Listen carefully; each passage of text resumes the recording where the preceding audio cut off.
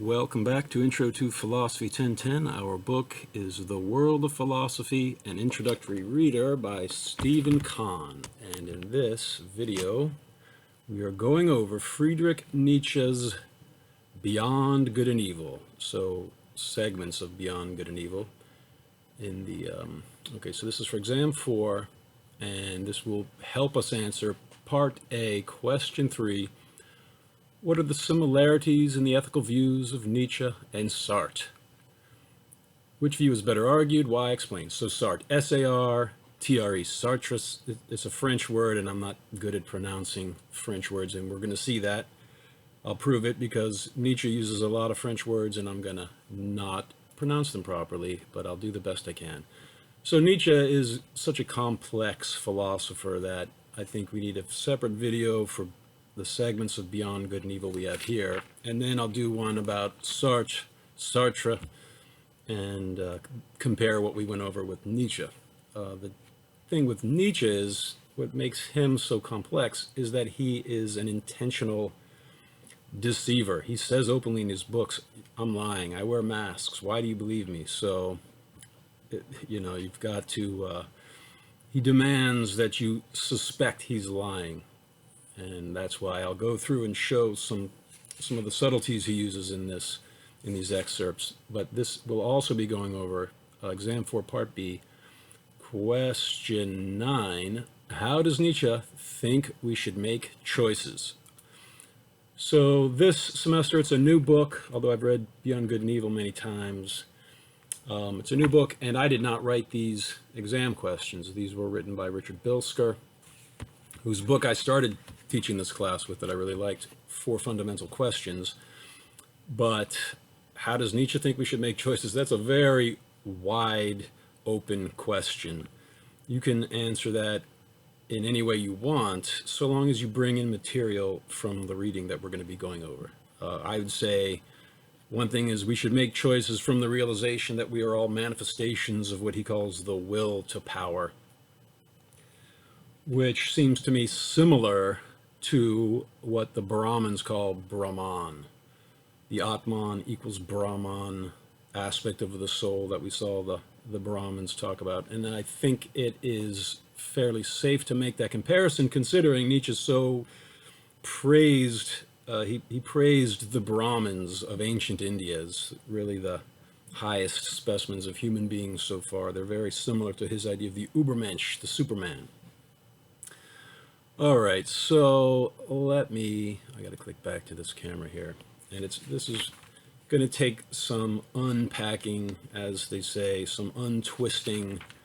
As I was thinking about making this video and how I was going to have to untwist what Nietzsche wrote here, it just made me realize that he's really a sick and twisted philosopher. I think that's his genius. He was literally sick.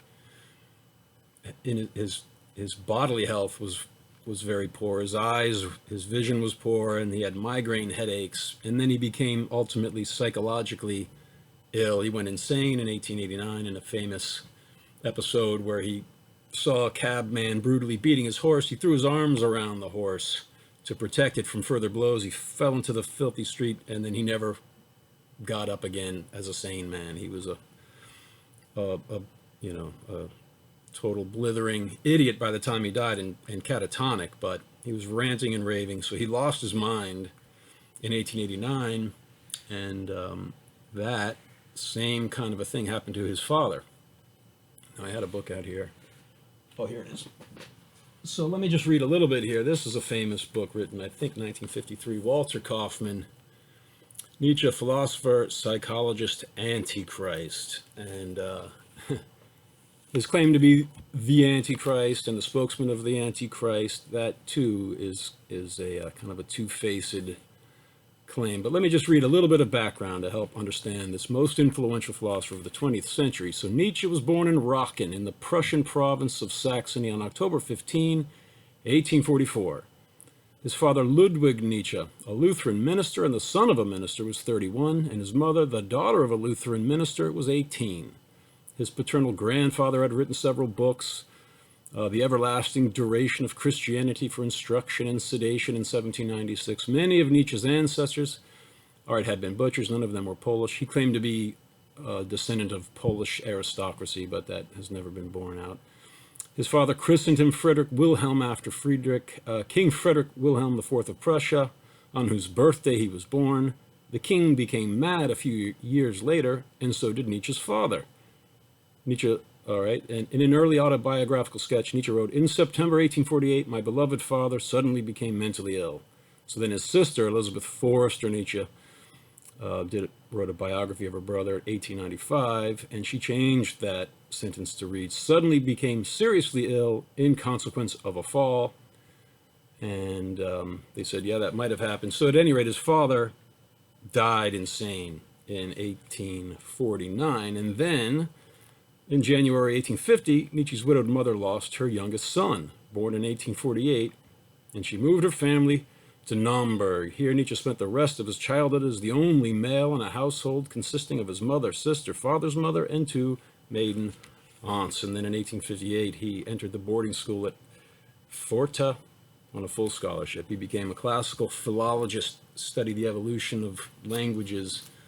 He knew ancient Greek and Latin. He was a very educated individual, born into this kind of a caste of Prussian Lutheran ministers. And then he later renounced Christianity, and he claimed to be writing on behalf of the Antichrist. But again, as I said earlier, he also said, I wear masks, I'm lying, you don't tell people what they need. You don't tell people the truth necessarily. You need to tell people what they need to hear to bring them closer to the truth. So with that kind of background in place, this reading is going to be about master morality and slave morality. I'm going to start reading in the middle of our reading. This is page 357, and then I'll go back, and then I'll spend some time showing how the way he describes master morality in one section is the same way he describes slave morality in another, and they keep flipping into each other. And that makes sense given this, I think, very important segment of the whole book. So 357, this is section 260 of Beyond Good and Evil. While pursuing the many subtler and cruder moral codes that have prevailed or still prevail on Earth thus far, I have found that certain traits regularly recurred in combination, linked to one another until finally 2 basic types were revealed and a fundamental difference leapt out at me. There are master moralities and slave moralities. I would add at once that in all higher and more complex cultures, there are also apparent attempts to mediate between the 2 moralities, and even more often, a confusion of the 2 and a mutual misunderstanding, indeed sometimes even their violent juxtaposition, even in the same person, within one single breast. Okay, so in all higher and more complex cultures, there are attempts to mediate between master morality and slave morality, to have a balance between these 2 types of moralities. So, nevertheless, when you're reading through Beyond Good and Evil, it seems that Nietzsche's most disgusted by slave morality, and he seems to take the side of master morality, with one essential difference being that he also claims to be an atheist, whereas the master moralities tend to, their special form of art is cultivating reverence for, well, he says, great reverence for old age and for origins. All law is based upon this twofold reverence. Belief in ancestors and prejudice in their favor and to the disadvantage of the next generation, these are typical in the morality of the powerful. And if conversely, people of modern ideas believe in progress and the future almost by instinct and show an increasing lack of respect for old age, that alone suffices to reveal the ignoble origin of these ideas. All right, so reverence for the origins, the master moralities tend to cultivate religious reverence that becomes their art form. They take pride in humbling themselves to the next power up on a hierarchy of power relations. They take them very seriously, whereas slave morality values equality. Now, the origin of slave morality, he'll say, is Christianity. It was the religion of slave morality that began the overthrow of master morality in favor of slave morality. And so Christianity obviously focuses on the hierarchy of all the souls are equal under the one supreme God who has three persons, the Father, the Son, and the Holy Spirit. But eventually, so Christianity, he'll say, turns into democracy, or it is the ground from which democracy emerged. And then democracy eventually finds even the idea of God distasteful. There's some supreme monarch in charge of the... No, there's no monarch. There's no monarch at all. Everyone's equal. That is how it is, and that is what is morally good. And any other claim is evil. This is what he's going to say. And yet Nietzsche himself claims to be an atheist. And so you would say he's taken the side of the master moralists, and yet he's taking the side of the slave moralists by embracing atheism. And now his atheism is extremely complicated by the fact that he worshipped a god that he called Dionysus, which he said was also just a mask for some other deity or force. The will to power is his cosmology, and he's not a materialist at all. He does not think you can reduce consciousness to a random combination of little inert atoms of matter. He doesn't believe in inert matter elements. He doesn't believe in matter. He believes in the will to power. This is this non-material essence of everything. And yet he also will seem to contradict that, and he's constantly contradicting himself, it seems, intentionally. So okay, so we will. I gave you that. So the goal is to unite the two, but then he says more often they're confused with each other. And as we see, you're going to see that even in one paragraph, he's flipping around the way he describes one and the way he describes the other. And we'll also see how he describes how slave morality emerges from master morality. After a society has conquered all its enemies, the need to be so stern and harsh is gone, and then immediately begins the degeneration into what he calls degeneration into slave morality. Okay, so I read that very important part on page 357. So now let me just go through and read a few passages to give you a flavor of what he is talking about. So he says, as long as the utility that dominates moral judgments is still only the utility of the herd, as long as we confine our gaze solely to the preservation of the community, seeking out immorality exactly and exclusively in whatever seems dangerous to communal stability, there can be no morality of neighborly love. Assuming that here too, now when he says here, he's talking about master moralities.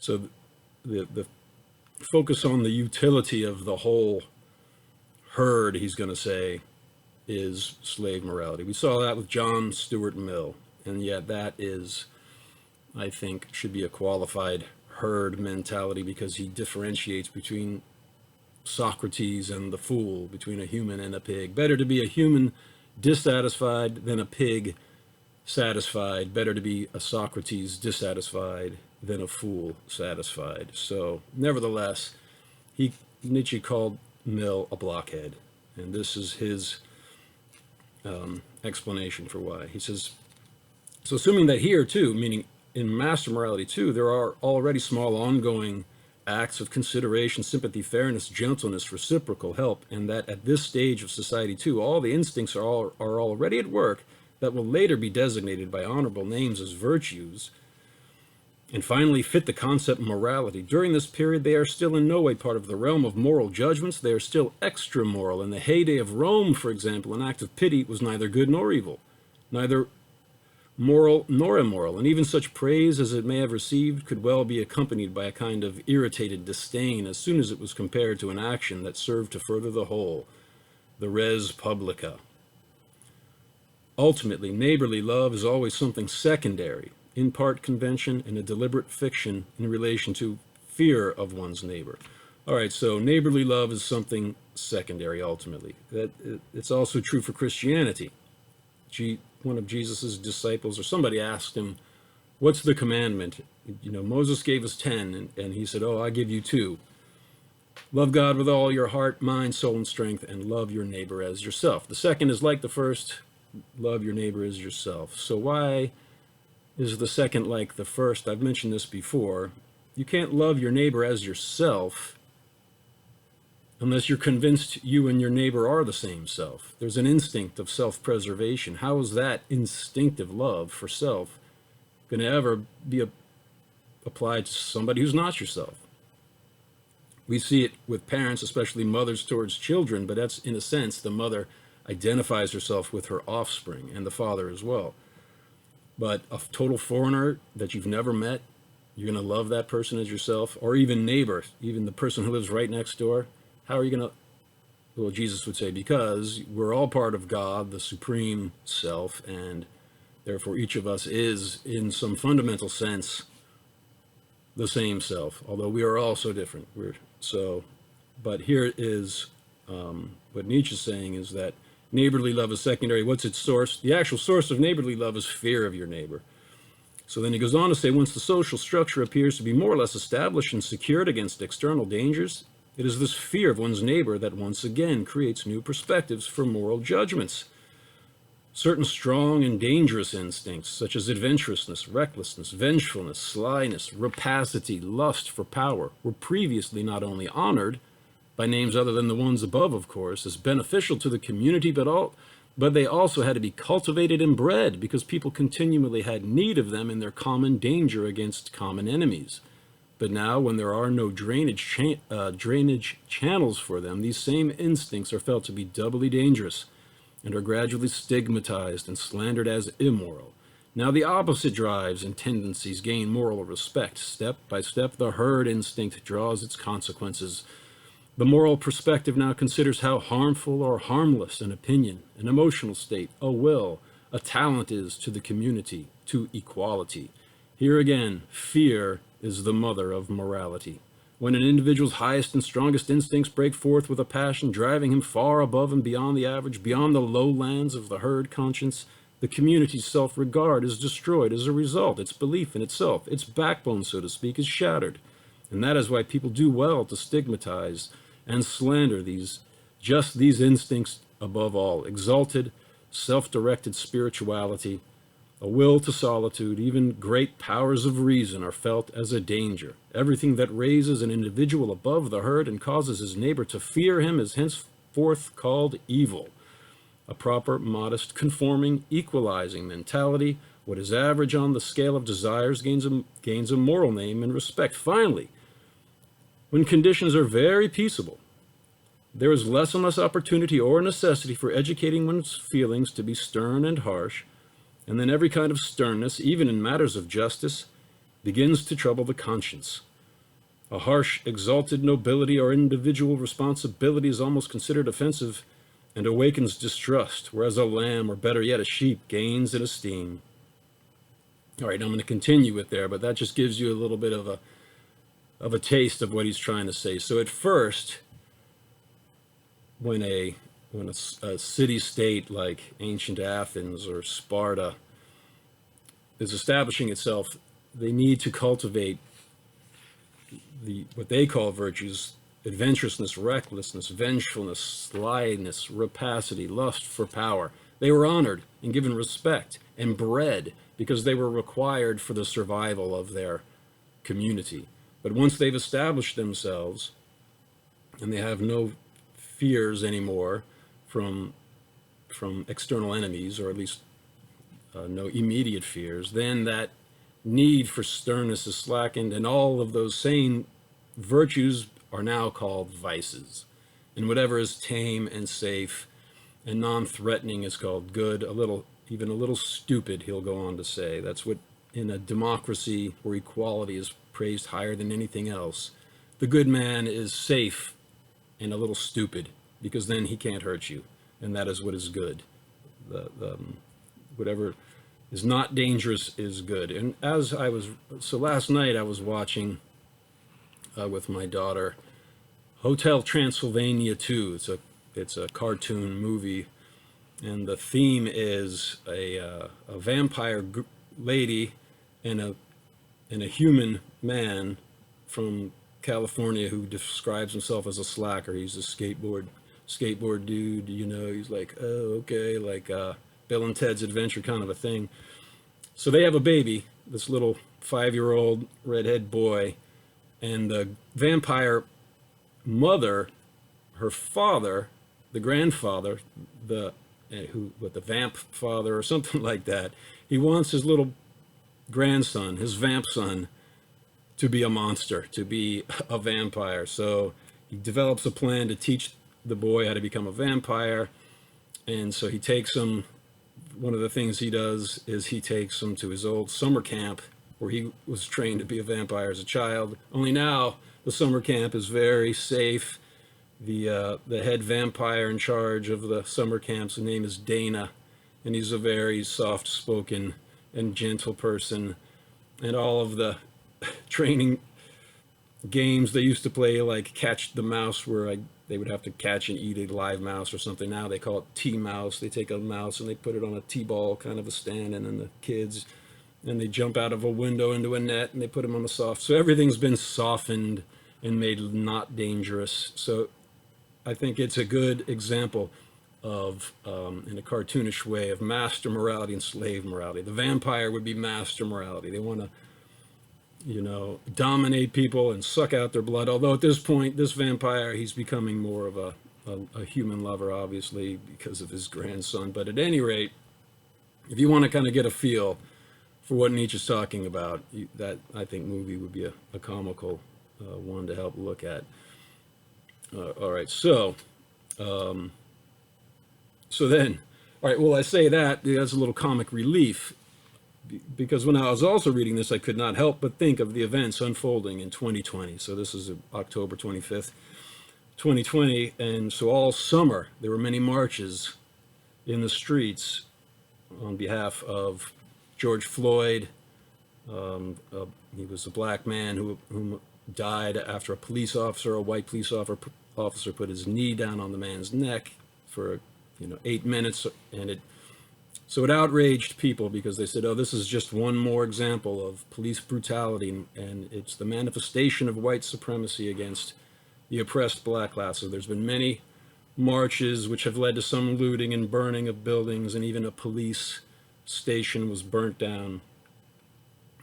And now they're calling to defund the police. Okay, so I could not help but think of that when I was reading this in preparation for the class and for this video. So this is page 354 on the left-hand column near the bottom. He says, there can come a point of such sickly morbidity and pampered indulgence in the history of a society that in all due seriousness it even takes the side of the one who does it harm, the criminal, punishing. Society thinks there is something unfair about it. It certainly finds the idea of punishment and the need to punish painful and frightening. Isn't it enough just to render him innocuous? Why do we have to punish him too? Real punishment is awful. With this question, the herd morality, the morality of timidity, draws its final conclusion. Assuming that we could entirely abolish the danger, the grounds for fear, then we would have abolished this morality as well. It would no longer be necessary. It would deem itself no longer necessary, he says with an exclamation point. That's another thing. Nietzsche likes to he likes to go on a rant and a tear with exclamation points, but I would submit to you that much of it is an act. He's an actor. He's putting on a play on a stage, and he's taking different positions, and he switches up the mask, and he's a tricky guy, and he's trying to teach people to be more thoughtful and more subtle psychologists of themselves and others in the history of society.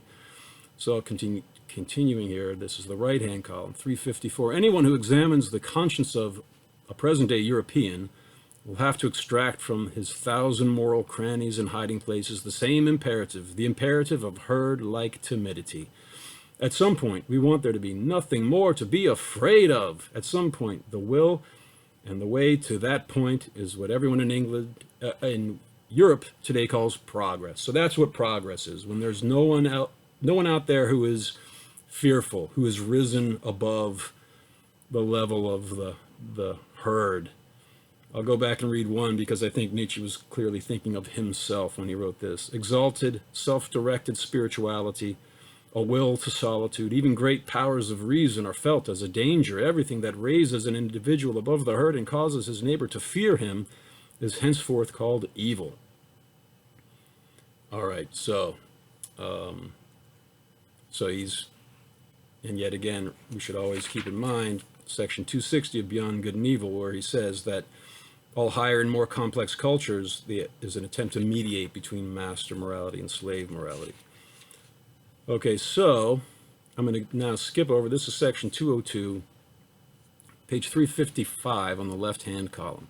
Morality in Europe today is herd animal morality. So he was writing this in the 1880s, and it doesn't say here, I should know myself, but I know it was the 1880s. So it's herd animal morality. And thus, as we understand things, it is only one kind of human morality, next to which, before which, after which many others, and especially higher moralities, are or should be possible.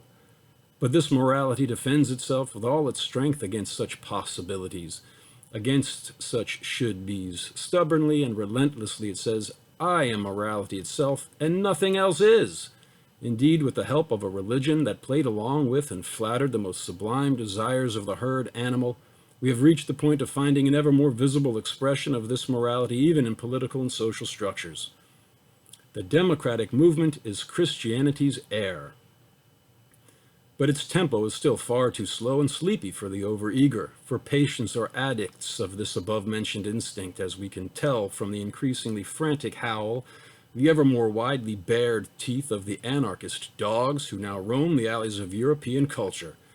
They appear to be in conflict with the peaceably industrious democrats or ideologues of revolution, and even more with the foolish philosophasts and brotherhood enthusiasts who call themselves socialists and want a free society, in quotation marks. But in reality, they are united with those others in their fundamental and instinctive enmity towards every form of society other than autonomous herds, right up to the point of even rejecting the concepts master and servant. Ni Dieu, ni maître is a socialist motto. I told you I was going to mess that up. I listened to the pronunciation and I just butchered it.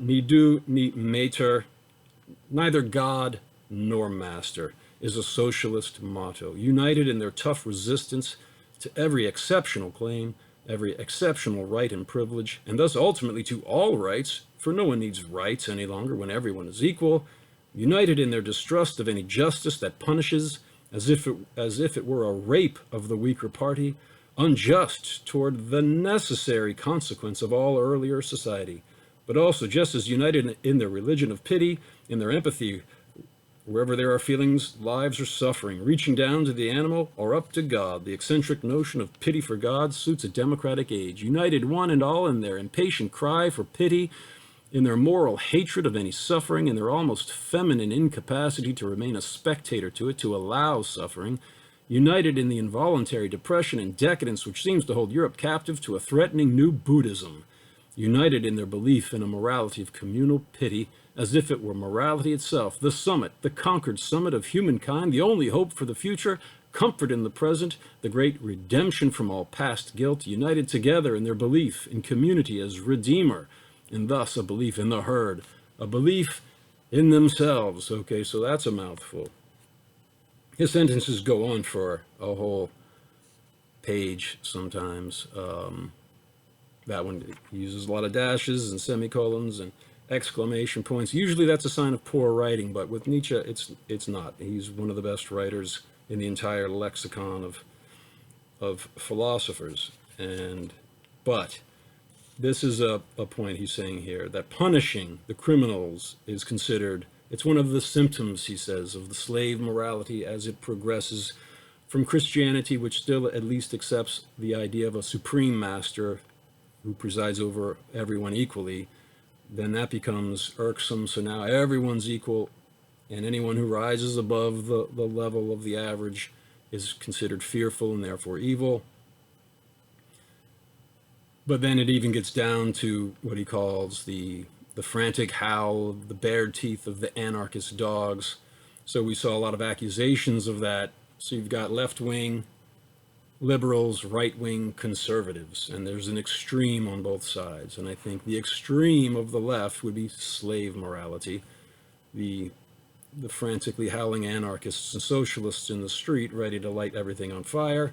The extreme on the right would be white supremacists, And then, so you have those in the middle of the right tend to overlook the crimes of the white supremacists, or at least that's the accusation the left makes. And those on the left seem to overlook the crimes of the anarchists, the Antifa, for example, anti-fascists. Well, if you're against fascism, the fascists fought the communists. So does that mean you're communist or socialist? It would imply as much. But Nietzsche wasn't thinking about America. He wasn't thinking about black African-American slaves and the white supremacists who oversaw that system, that social system. He was thinking of Europe of his day, but even more so of all of human history, the ancient Greeks, the ancient Romans. He even talks about the history of Japan. He considers the Japanese one of these master morality races. But you can see how he is giving some pretty penetrating and disturbing insights into what's going on in the United States of America, which is following in the footsteps, it appears, of Europe. Actually, I'm going to go now and read. This is page 353. This is Stephen Kahn's introductory notes to Nietzsche. He says, one of the most controversial figures in the history of moral philosophy is Friedrich Nietzsche, 1844 to 1900, a German philosopher and classical scholar who claimed that traditional notions of good and evil embody a slave morality that needed to be transcended by a higher form of humanity that would lead towards the enhancement of life in a world without God. The following selection offers a sample of his unconventional views and aphoristic style of writing. Okay, so definitely unconventional. He even admits that, here I'll read it. He says, this is the beginning of section 202 back on 304. He says, let us immediately say it once again, what we have already said 100 times, for nowadays ears are reluctant to hear such truths, our truths. We know perfectly well how offensive it sounds when someone counts man among the animals, plain and simple, without metaphorical intent. But we will always be accounted a criminal for always using expressions such as herd instincts, and the like when speaking about people of modern ideas. What's the use? We can't do otherwise, for this is just what our new insight is about. We discover that Europe and those countries dominated by a European influence are now of one mind in all their key moral judgments. It is obvious that Europeans nowadays know that which Socrates thought he did not know, and what that famous old serpent once promised to teach. People know what is good and evil. It must sound harsh and trouble the ears, then, if we insist over and over that it is the instinct of man, the herd animal, that thinks it knows, that glorifies itself and calls itself good whenever it allots praise or blames. Okay, so that is what has come to predominance in Europe. And that is what he's saying we should beware of, this degeneration of the human species into this, elsewhere, the hopping flea beetle of everyone's equal and safe, this lukewarm mass of unfrightening people. He says that is definitely possible, and those kinds of people do have an advantage in today's society, but we must, turn our hearts brazen and reject that kind of degeneration. And his words were then picked up by the Nazi Party.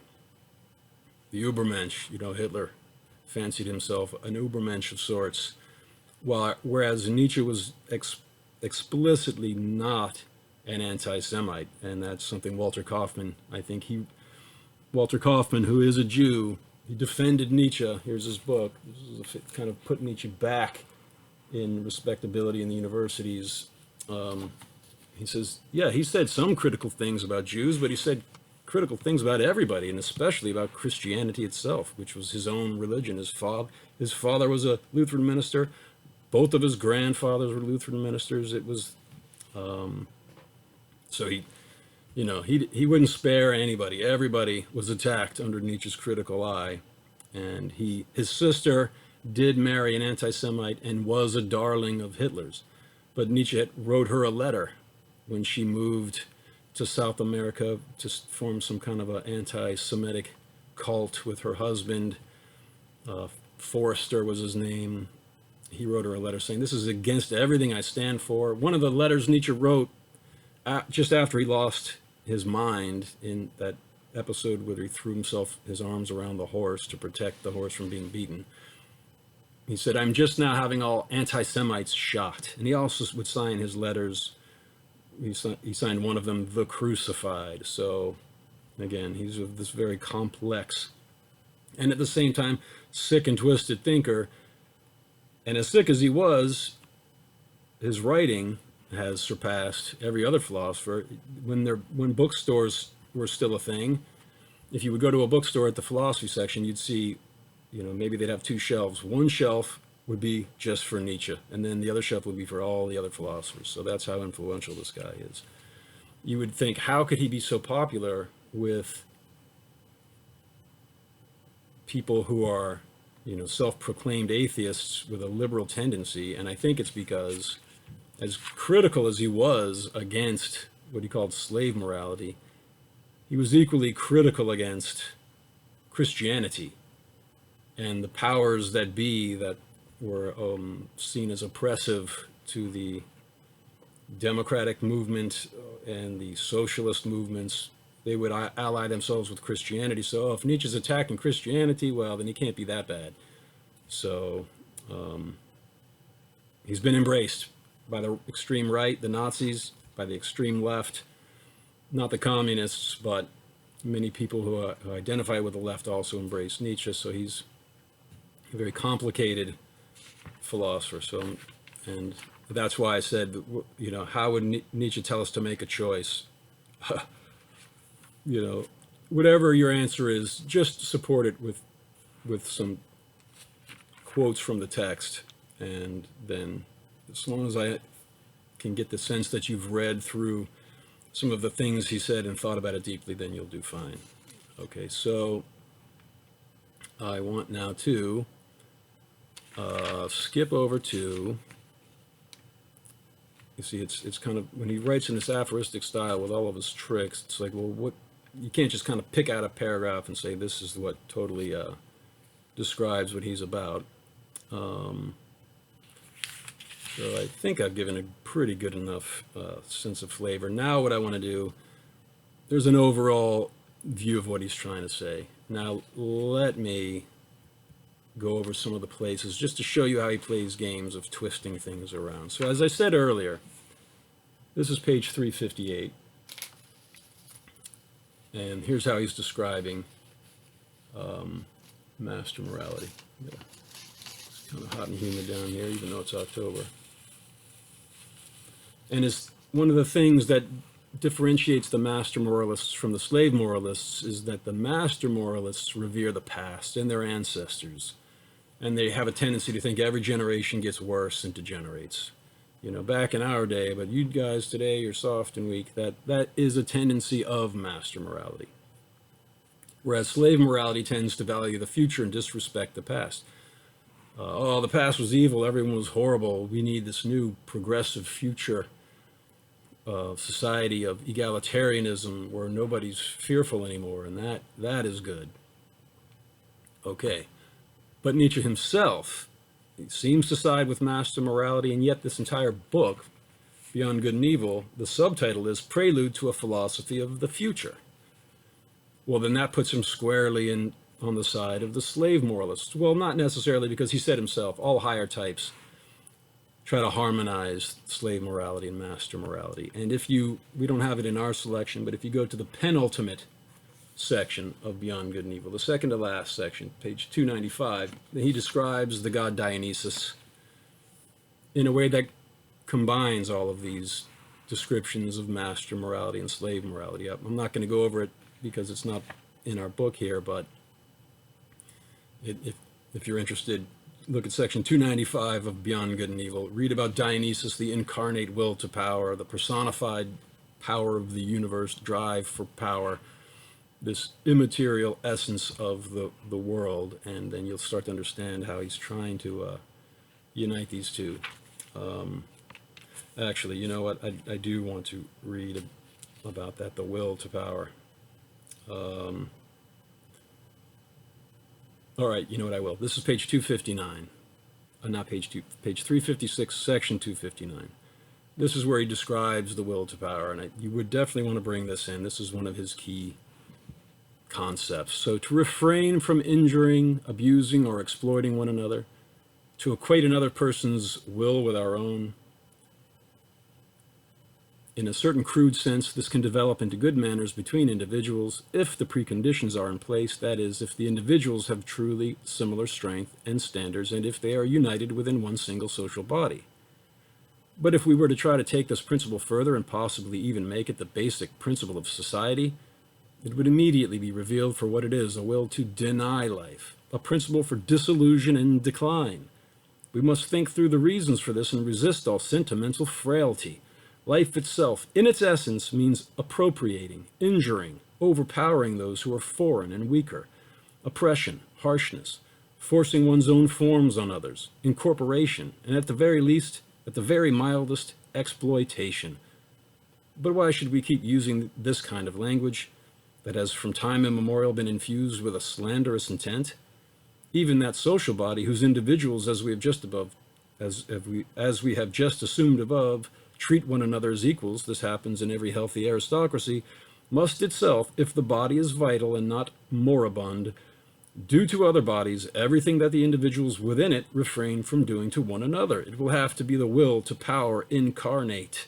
It will want to grow, to reach out around itself, pull toward itself, gain the upper hand, not out of some morality or immorality, but because it is alive, and because life simply is the will to power. This, however, more than anything else, is what the common European consciousness resists learning.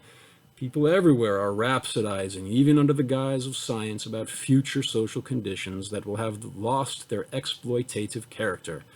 To my ear, that sounds as if they were promising to invent a life form that would refrain from all organic functions. Exploitation is not part of a decadent or imperfect primitive society. It is part of the fundamental nature of living things as its fundamental organic function. It is a consequence of the true will to power, which is simply the will to life. Assuming that this is innovative as theory, as reality, it is the original fact of all history. Let us at least be this honest with ourselves. Okay, so he's saying, oh, the European democratic, and it's not Republican democratic, but democracy itself, socialist sympathizing Europeans of today look to this future society that has lost its exploitative character. Nietzsche is saying that is impossible because exploitation is the essence of the will to power, which is the fundamental ingredient of the cosmos. It's the will to life itself. He says, oh, you want to get rid of exploitation from society? It's as if you would say that you'd invent a life form with no organic functions. Eating is exploitation. You're taking one living thing, even if it's a plant, killing it, incorporating it, and so you can expand. That is the essence of life. It's not good or evil. It's just the foundation of being itself. This is what he's going to say. Because there's no God, Nietzsche says, there's no absolute moral standard of right and wrong. There's only the will to power, and it manifests itself differently. And it becomes a sickly manifestation when it puts on the mask of slave morality. It's a more healthy and open and honest manifestation when it expresses itself behind the mask of master morality. But again, the ultimate goal is to harmonize these two sides, like the yin and the yang of Taoism. But more often, Nietzsche says they're confused even in one person, and he definitely will confuse them as he describes them in his book. And I think he does it intentionally for various reasons, but I just want to... All right, so the one thing I'll focus on, I think, just to give you an example of how he's twisting his descriptions of these two types of moralities, I just want to focus on the future and the past. Master morality values the past and the origins. Slave morality values the future and disrespects the past. And master morality has a distrust for anything new, and they like things to stay to the old way. That's conservative. All right, so here's how Nietzsche, though, when he goes on to describe what he's trying to do, he's also looking to the future. he looks to the master morality. He describes them in a way that's, not filled with the same disgust as he apparently has for slave morality, and yet he's definitely embracing the future. That is the subtitle, Prelude to a Philosophy of the Future. All right, so let me just read this again, and then I'll just show you. I got, here, I'll show you what I've done, and you can see kind of, if you're looking at our book. So here's where he talks about the future right over here, and then that line that goes over here, and then there, and then there, and that's what I'm going to go through. And then I think that'll give you a taste of how he switches his descriptions, and he overtly embraces master morality, but covertly is using the language of slave morality, and this is his game. So again, on page 358, it is the powerful who understand how to revere. It is their art form, their realm of invention. Great reverence for old age and for origins. All laws based upon this twofold reverence, belief in ancestors and prejudice in their favor, and to the disadvantage of the next generation. These are typical in the morality of the powerful. And if conversely people of modern ideas believe in progress and the future, almost by instinct, and show an increasing lack of respect for old age, that alone suffices to reveal the ignoble origins of these ideas. All right, that alone shows the ignoble origin of these ideas. If they believe in progress in the future. Again, the entire book is called Beyond Good and Evil, Prelude to a Philosophy of the Future. Well, that alone should reveal the ignoble origins of this book. All right, so then if we go over to so section 261, this page 359, he's been going over vanity. He's saying master morality doesn't even really believe vanity exists. The left-hand column at the top, he says, he has trouble imagining beings who would try to elicit a good opinion about themselves that they themselves do not hold, and thus do not deserve either, and who then themselves nevertheless believe this good opinion. So skipping down, he says, it takes compulsion, particularly with the help of history, for the noble person to realize that in every sort of dependent social class, from time immemorial, a common person was only what he was thought to be. Completely unused to determining values himself, he also attributed to himself no other value than what his masters attributed to him. Creating values is truly the master's privilege. We may understand it as the result of a tremendous atavism that even now the ordinary person first waits for someone else to have an opinion about him, and then instinctively submits to it.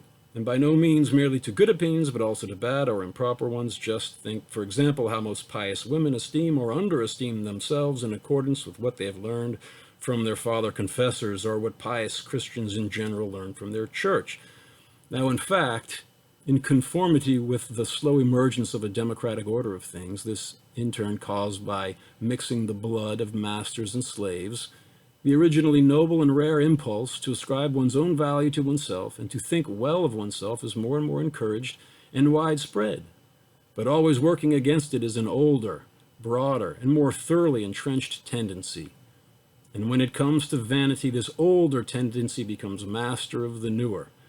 The vain person takes pleasure in every good opinion that he hears about himself, quite irrespective of any prospect of its utility, and likewise irrespective of truth or falsehood, just as he suffers at any bad opinion, for he submits himself to both. He feels submissive to both, from that old submissive instinct that breaks out in him. So I repeat, vanity is an atavism. So atavism is returning to a previous form of something. According to the Darwinian theory, dolphins and whales are a form of atavism. So life emerged from the ocean, it came onto land, but then they went back into the ocean, so returning to something. But notice, it's always working against it, this idea of creating your own values for yourself like a noble. Working against that is an older, broader, and more thoroughly entrenched tendency. And when it comes to vanity, this older tendency becomes master of the newer. So this is the oldest tendency, slave morality. And yet we saw over on page 358 up at the top, that great reverence for old age and for origins, all laws based upon this twofold reverence, belief in ancestors and prejudice in their favor, and to the disadvantage of the next generation. These are typical in the morality of the powerful.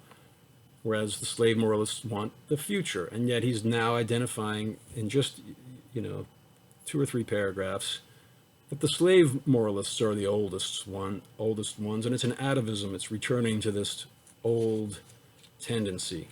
So that was just one example of how he's slipping. Here's one more. Simplicity of form. So when this, a city-state that has endured against enemies, it simplifies its form to be the most efficient manifestation of their resources for survival, and it becomes stern and hard. But once that exterior danger is gone, everything becomes slack, and then now all a kind of tropical upsurgence of all types of varieties of different people emerges, and that's the beginning of the end, this decay. And yet then he'll go on to later say that the slave moralists reduce themselves to one single species of human, the incurably mediocre. And so now singleness and simplicity of form is now a manifestation of slave morality. Before, simplicity of form's master morality, and this is all on one page. So again, this is his game, and he intentionally tests people to pick up on these kinds of things. All right, so let me just read that, and then I think we will call it. So this is page 359, section 262. On the right-hand column at the bottom, a species comes into being, a type grows strong and fixed by struggling for a long time with essentially similar unfavorable conditions.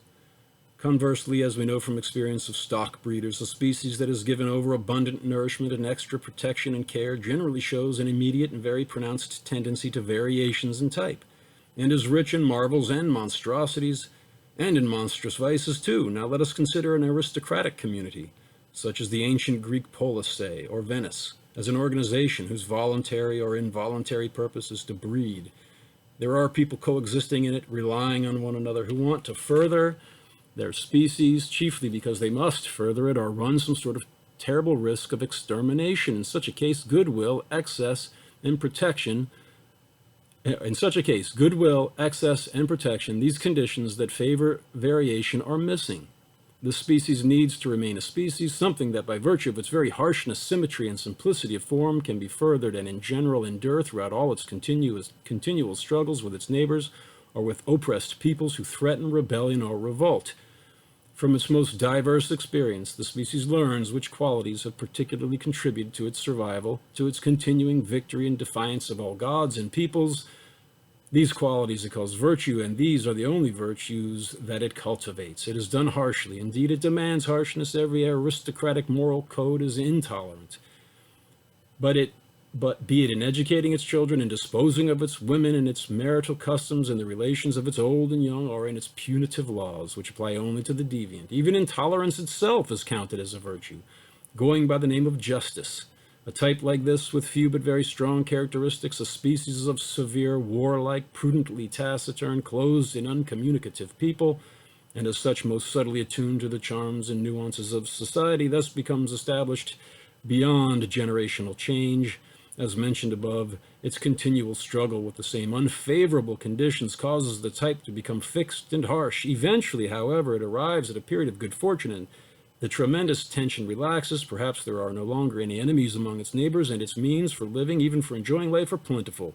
At one single stroke, the coercing bond of the old discipline is torn apart. It is no longer felt to be essential, critical for existence. If such discipline wished to endure, it could do so only as a kind of luxury, as an archaic taste.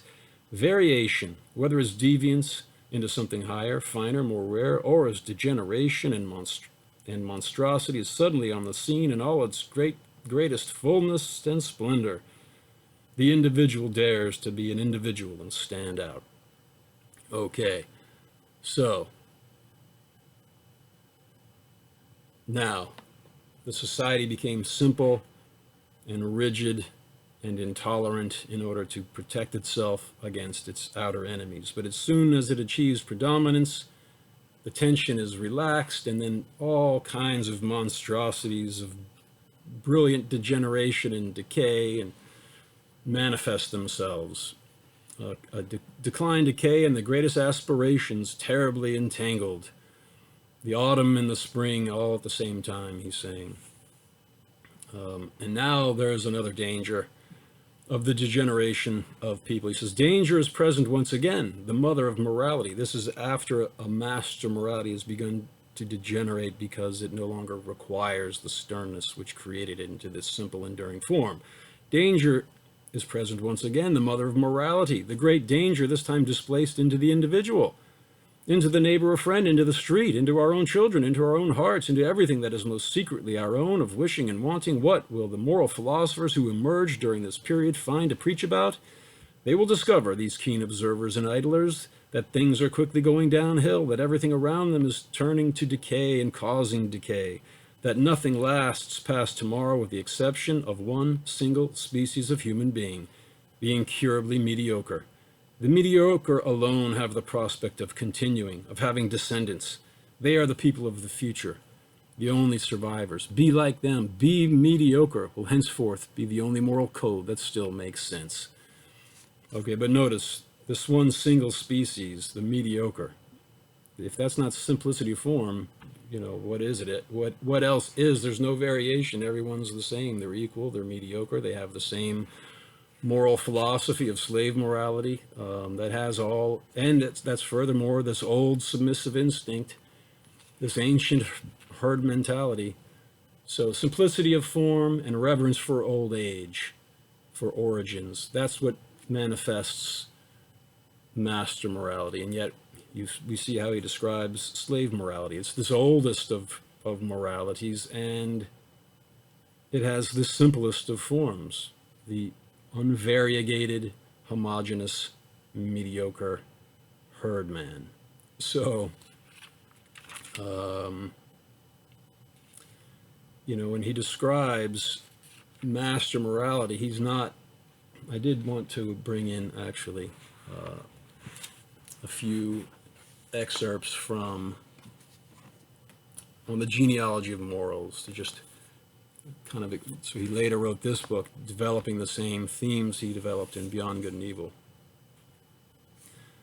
to just give you I think it's even more intense the way he describes master morality and slave morality. So here's his description in the first essay, section 11 of Genealogy of Morals. He says, all right, here, there's only one thing we shall be the last to deny. He who knows these good men only as enemies knows only evil enemies. And the same men who are held so sternly in check by custom, respect, usage, gratitude, even more by mutual suspicion. Okay, so what he's going to say is that these ideas of slave morality, of kindness towards your equals and respect, the master moralists do have those, but they only apply them to people in their group, in the master class. Everybody else, foreigners in the slave class, you don't have to be cruel to them. You can do with them as you wish. It's outside of the moral sphere. That's the master morality credo. It says, so they're so resourceful in consideration, self-control, delicacy, loyalty, pride, and friendship among their own group. Once they go outside, where the stranger is found, they are not much better than uncaged beasts of prey. There they savor of freedom from all social constraints. They compensate themselves in the wilderness for the tension engendered by protracted confinement and enclosure within the peace of society. They go back to the innocent conscience of the beast of prey, as triumphant monsters who perhaps emerge from a disgusting procession of murder, arson, rape, and torture, exhilarated and undisturbed of soul, as if it were no more than a student's prank, convinced they have provided the poets with a lot more material for song and praise. One cannot fail to see at the bottom of all these noble races the beast of prey, the splendid blonde beast prowling about avidly in search of spoil and victory. The hidden core needs to erupt from time to time. The animal has to get out again and go back to the wilderness. The Roman, Arabian, Germanic, Japanese nobility, the Homeric heroes, the Scandinavian Vikings, they all shared this need. So there you have it. I mean, history would bear that out. This disgusting, what does he call it again? It's this disgusting procession of murder, arson, rape, and torture. Exhilarated and undisturbed of soul. They treat it like a student's prank. All right, so that's master morality. Nietzsche did not, he thought it was disgusting. He was a very gentle person. He was kind to everybody that he personally met, as was reported by his friends. I mean, he might have been not always, he would have sharp words for some people, but at any rate, he definitely would not condone that kind of behavior. All right, now here he's describing in the third essay, section 14, here's slave moralities. So at least to represent justice, love, wisdom, superiority, that is the ambition of the lowest, of the sick, and how skillful such an ambition makes them. Admire above all the forger's skill with which the stamp of virtue, even the ring, the golden sounding ring of virtue, is here counterfeited. They monopolize virtue, these weak, hopelessly sick people. There is no doubt of it. We alone are the good and just, they say. We alone are homines bonae voluntatis, men of goodwill. They walk among us as embodied reproaches, as warnings to us, as if health, well-constitutedness, strength, pride, and the sense of power were in themselves necessarily vicious things for which one must pay some day, and pay bitterly. How ready they themselves are at bottom to make one pay. How they crave to be hangmen. There is among them an abundance of the vengeful, disguised as judges, who constantly bear the word justice in their mouths like poisonous spittle, always with pursed lips, always ready to spit upon all those who are not discontented but go their way in good spirits. Nor is there any lacking among them that most disgusting species of the vain, the mendacious failures whose aim is to appear as beautiful souls, who bring to market their deformed sensuality wrapped up in verses and other swaddling clothes as purity of heart, the species of moral masturbators and self-gratifiers, the will of the weak to represent some form of superiority, their instinct for devious paths to tyranny over the healthy. Where can it not be discovered, this will to power of the weakest? So, the will to power is the essence of being for Nietzsche. It manifests in a healthy, unconstrained way in the master morality. It manifests in a sickly, secret way in the slave moralists who would prefer to be masters, but they feel too weak, and so therefore they invert the master morality, which as good is that which is strong and domineering and inspires fear, and bad is the opposite of that, whatever allows itself to be dominated. The slave moralists take that, the masters create values, and then Nietzsche says the slaves invert them. They don't create values, they invert the master morality. Now, what the masters call good, the slaves call evil. And what the masters call bad, the slaves call good. Whatever is, in Nietzsche's words, not dangerous and even a little stupid, that's the goal of slave morality, to be not dangerous. That's because they've been dominated. The origins of the slave class, they've been the victims of this rapaciousness of the masters, and so therefore it's understandable why they would reject all those moralities. But secretly they would like to be masters. And why would they secretly like to be masters, according to Nietzsche? Because everybody is a manifestation of the will to power.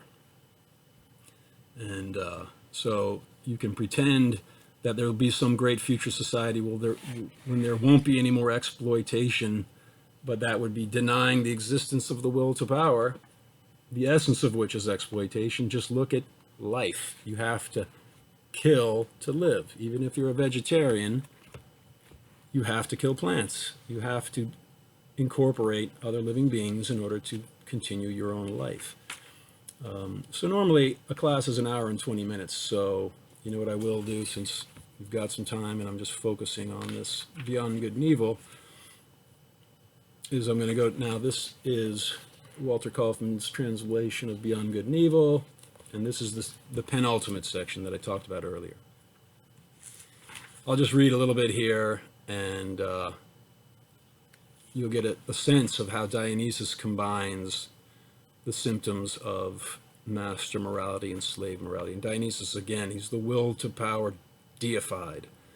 So section 295, the genius of the heart is that great concealed one possesses it, the tempter god and born pied piper of consciences, whose voice knows how to descend into the netherworld of every soul, who does not say a word or cast a glance in which there is no consideration and ulterior enticement, whose mastery includes the knowledge of how to seem, not what he is, but what is to those who follow him one more constraint to press ever closer to him in order to follow him ever more inwardly and thoroughly, the genius of the heart, who silences all that is loud and self-satisfied, teaching it to listen, who smooths rough souls and lets them taste a new desire, to lie still as a mirror that the deep sky may mirror itself in them, the genius of the heart who teaches the doltish and rash hand to hesitate and reach out more delicately, who guesses the concealed and forgotten treasure, the drop of graciousness and sweet spirituality under dim and thick ice, and as a divining rod for every grain of gold that has long lain buried in the dungeon of much mud and sand, the genius of the heart from whose touch everyone walks away richer, not having received grace, and surprised, not as blessed and oppressed by alien goods, but richer in himself, newer to himself than before, broken open, blown at, and sounded out by a thawing wind, perhaps more unsure, tenderer, more fragile, more broken, but full of hopes that as yet have no name, full of a new will and currents, full of new dissatisfaction and undertows. But what am I doing, my friends? Of whom am I speaking to you? Have I forgotten myself so far that I have not even told you his name? Unless you have guessed by yourselves who this questionable spirit in God is who wants to be praised in such fashion?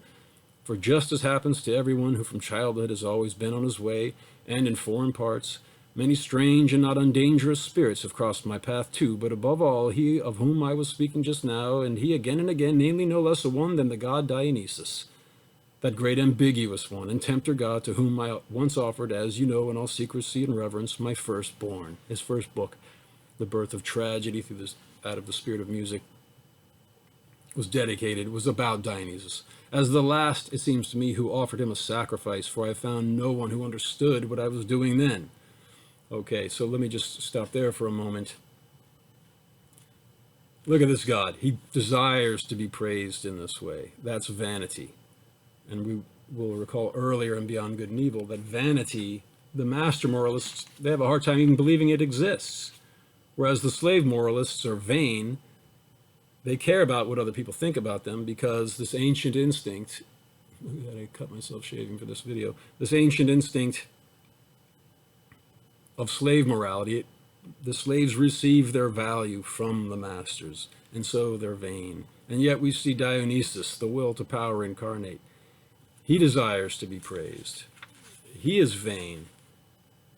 And I'll read on here a little bit. So he's a union of this, and he's also deceitful. He doesn't appear as he is, but what will trick others into pressing ever closer to him.